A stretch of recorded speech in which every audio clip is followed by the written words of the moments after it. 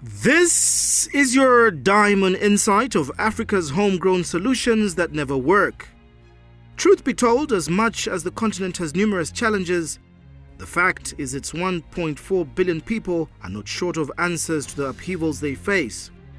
To a modern global community connected via socio-economic and political multilateral systems, Africa stands in a very fertile era of emancipation from the whims of former colonial masters whose global finance and governance talons thwart Africa's attempts to rise above the tide.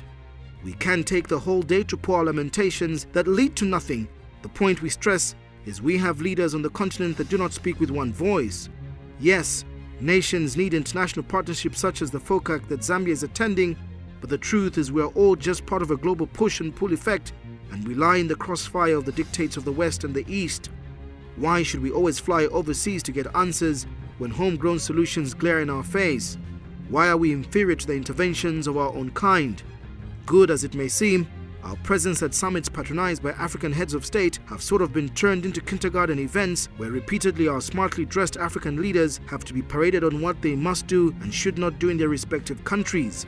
As earlier alluded to, we need cooperation with the heavyweights to exchange best practices. Nonetheless, our own are not exchanging anything but giving away fortunes for free.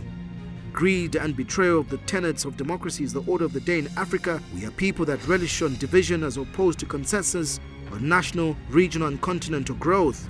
There are various countries that are nearing 100 years after independence. However, most of them fail to work on their potential as economic powers. For instance, why should it again take the Chinese to revitalize the Tazara railway line when the Asian economic giant already did us a favor nearly 5 decades ago? This should be between us and Tanzania. Alas, we had to be reminded by the Chinese that we have a vibrant railway system that we have negligently failed to run profitably. Like we said, we all fall in the bracket of over-dependence on both the West and the East, and this is why we cannot sit at the global decision table, because we're merely grass that is trampled upon by the unstoppable fights of the economic giants. Call it pessimism, we call it candid talk, until we also set an agenda of bringing Western and Eastern heads of state onto the continent under one roof, then can we see a glimmer of hope for equity.